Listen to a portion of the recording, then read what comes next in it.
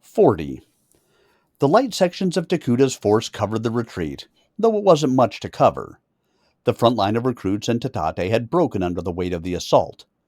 Those who'd had the presence of mind to think of the future had taken their weapons with them. Those recruits who'd been overcome by fear had abandoned their equipment in flight. Knight and Arsenal kept their teams spread out and under control.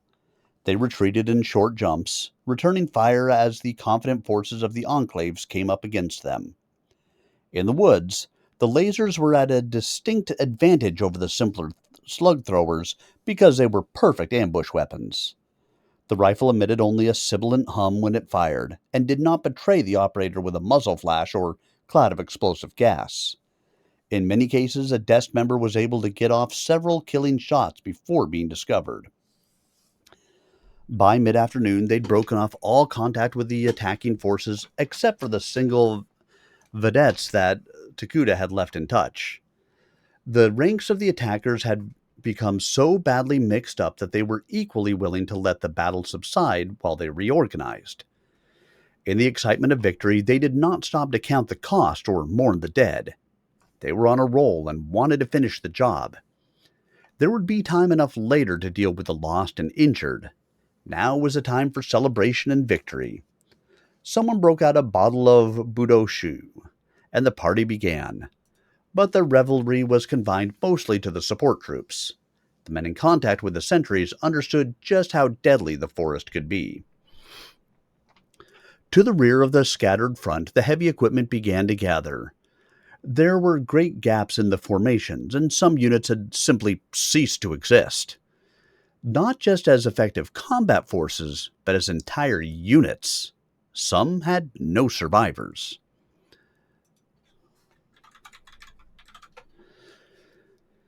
The leaders reorganized the mobile units as fast as they could. They knew that the battle was not over. They also knew that they were winning. Based on the enemy dead they'd discovered, based on the exotic weapons they'd encountered, there could not be many more of Takuda's troops in the woods. The bulk of the forest force had been broken. Victory was just a grasp away. They felt a driving need to finish the job before dark. Takuda also spent the lull in reorganization. In addition to the casualties suffered by the recruits and the Tatate, there were casualties among all the desk teams. Busto had taken a soft lead slug through the chest. The slug had so wandered its way through the chest cavity that the only way to get it out was to cut through his back, where the object betrayed its presence by a great bulge below the man's ribcage. Busto would live, but he certainly wouldn't be in any shape for combat for some time. Takuda might have to use him as a last resort, but he wouldn't want to commit the Gunso to a mobile action. Andy Holland had been struck by a flying object of some kind that had laid open her back to the shoulder blade. The wound was bad, but they could bind and support it enough to keep her on the line.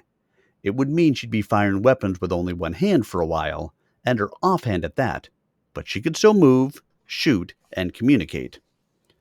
Johann Miranda had gotten burned when one of the short-range missiles, loaded before the launcher was fully cooled, had prematurely fired in the launch tube.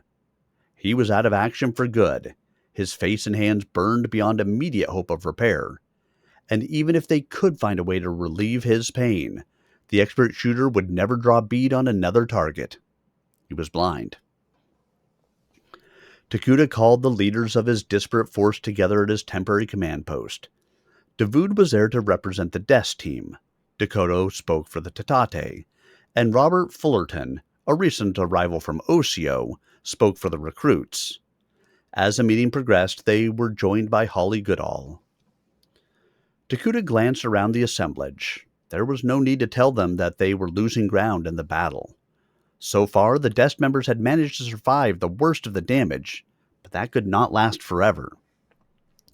Fullerton reported that of the 45 recruits who had gathered in the forest the night before, only 9 were unhurt. A dozen of the others were wounded, some seriously, and the other 14 were gone, either dead, captured, or deserted. In any case, they were no longer part of the force.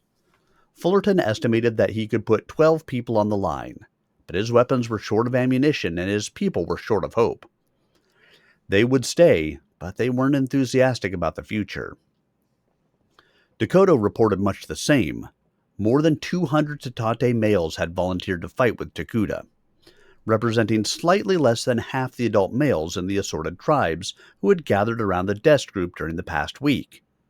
Of that number, fewer than a fourth were in any shape to continue.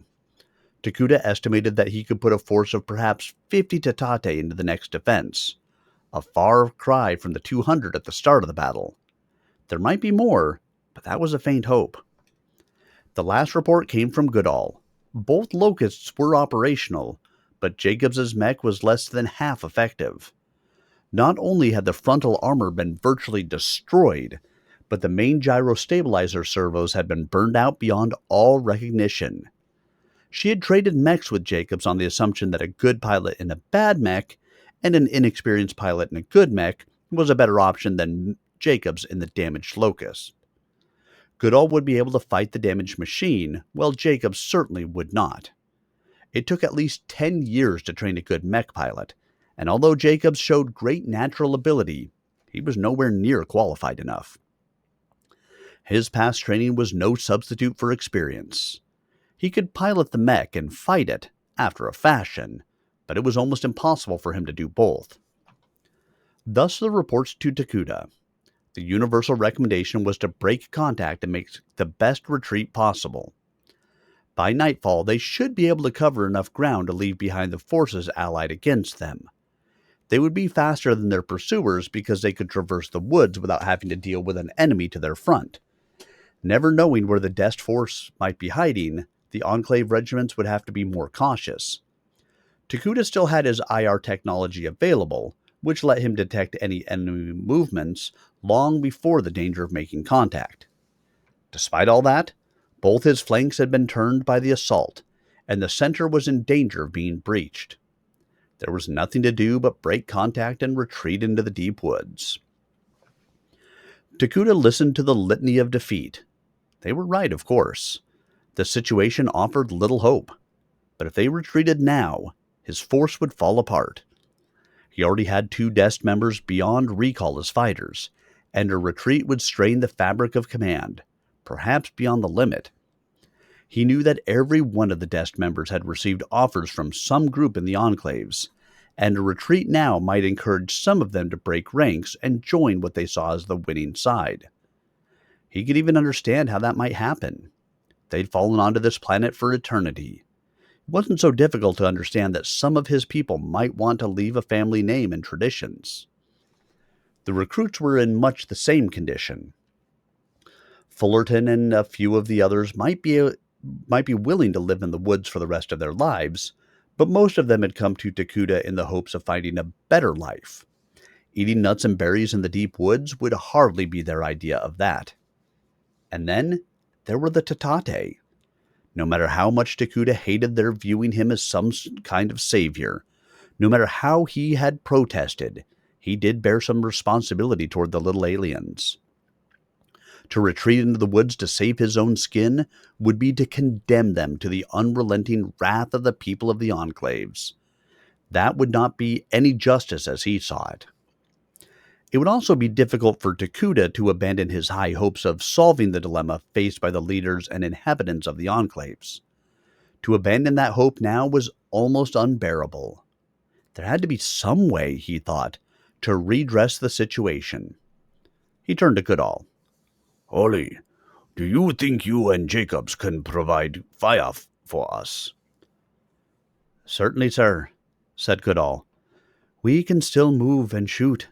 Not well, and I wouldn't want to fight their mechs, but in the present situation, I think we could do it." "Good," Takuta said, rising to his feet. "There's only one solution right now. With the left in ruins, the right collapsing, the center in danger of being breached, the only thing to do is attack, and attack at once." The plan was simple. Knight and his section would hold all across the front. They'd divide up into 3 teams, each with a Dest member and a few recruits and Tatate for support. They would not engage attacks by the Enclave forces, but would give ground, inflicting casualties and drawing the enemy in on themselves. The deeper they got into the forest, the better for Takuda's plan. Knight and his people would try to separate the infantry forces from the supporting vehicles. If they succeeded, the strategy would also render the long-range fire of the riflemen and machine gunners much less of a problem. With the Enclave forces being pulled deeper and deeper into the trees, all of Takuda's people would work around the flank of the enemy. Once well to the side and rear of the armored force, they would attack. The medium lasers of the Locusts would outrange anything the Enclaves could muster. The first charge would have to carry all the way. By mid-afternoon, Takuda's forces were in place, and none too soon.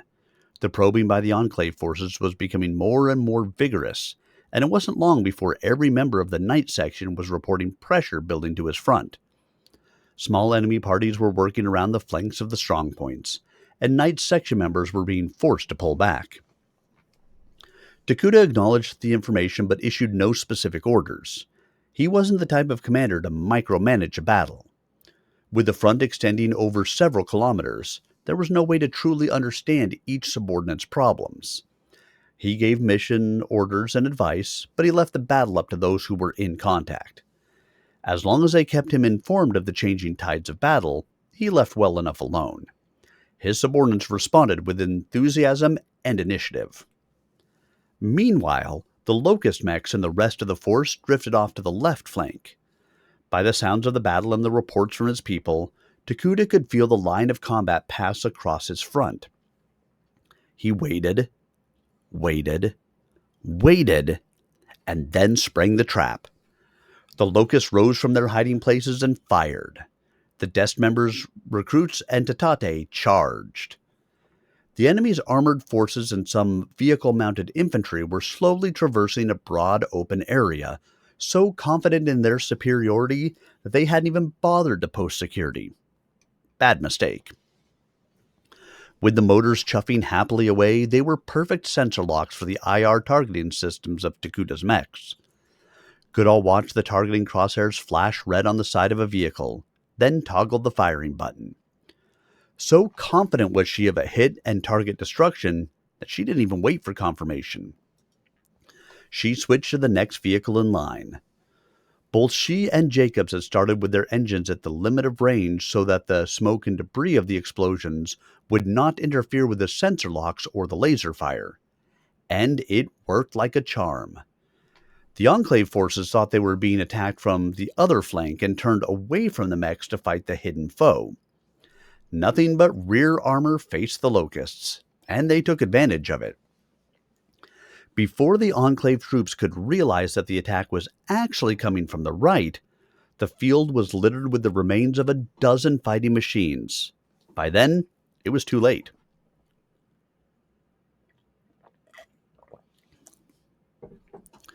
The Dest people, the recruits, and the Tatate were among the survivors, closing with a ferocity that surprised Takuda.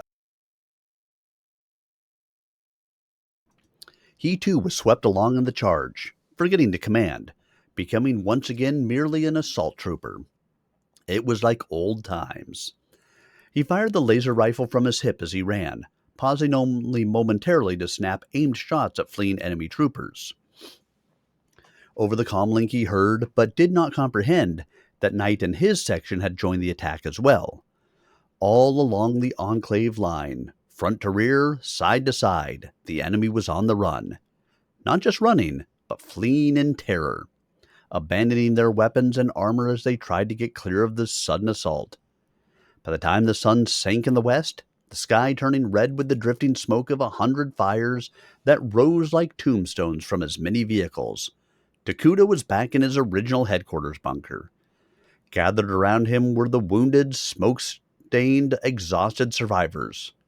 Exhausted, perhaps, but happy in the knowledge that the day had been theirs.